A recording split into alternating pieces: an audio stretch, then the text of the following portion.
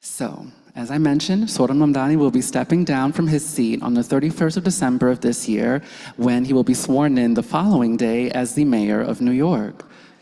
I know.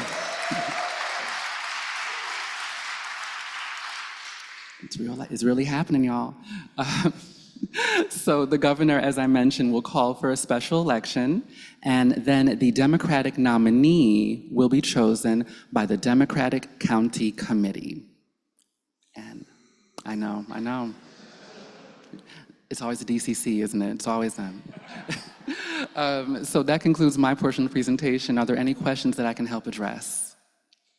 Hey, everybody. I just have a question about how is the Democratic Committee going to make their decision? Is there any way for us to influence that process? Well, in the grand tradition of the DCC, it's, I believe, a closed process with not a lot of transparency. Does that sound familiar to anyone? So, unfortunately, there's not a lot of input in that process from what I understand. From the outside, that is. Hi, I'm Dylan. I'm from Uptown and Bronx DSA.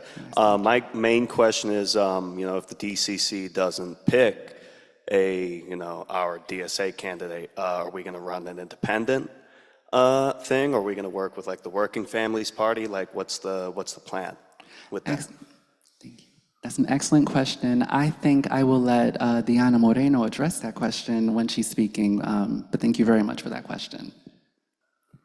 Sorry, just disclosing, I'm going to be Deanna's campaign manager. Just wanted to clarify, it's the 4 district leaders in Meeks who pick the nominee, not the county committee in Queens. That's what happens in other boroughs. Thank you for the clarification. Really appreciate it. I have a question from our Zoom.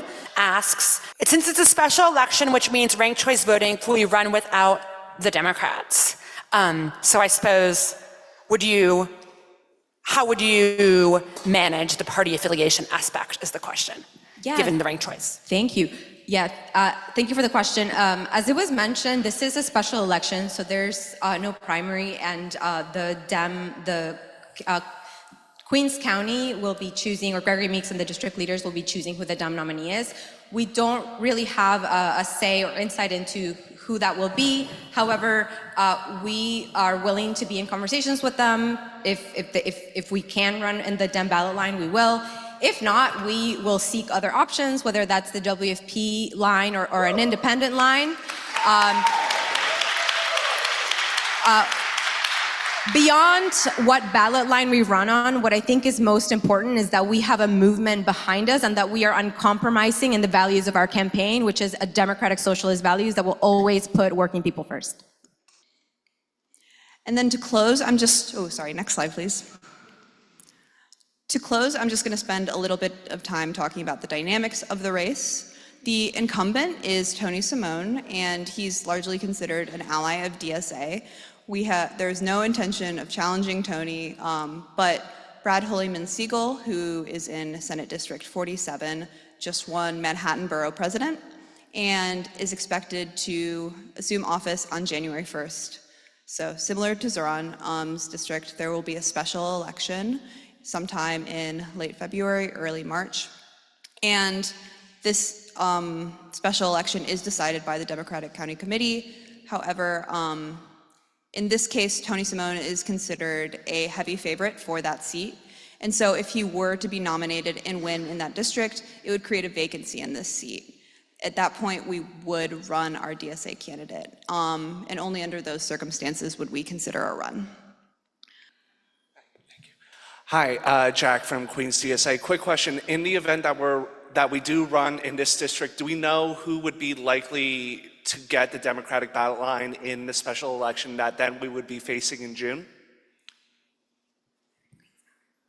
Wait, okay.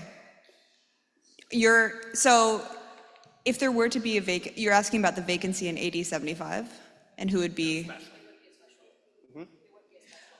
in the special election for AD 75? Our socialists in office are telling us that there wouldn't be a special, so that answers. My understanding was that there might be a special. And my understanding is that it'd be running for a vacant seat vacated by Tony Simone, who'd be running for state senate. That's true. So we would only be running in the June 2026 primary contingent on Tony Simone vacating the seat. There's a question of whether or not there'll be a special election to fill Tony Simone's seat. I'm pretty sure somebody can, okay. So, but regardless of whether or not there's a special election, we don't plan to compete in that or run on any third ballot line. Or Danny Valdez doesn't, DSA doesn't.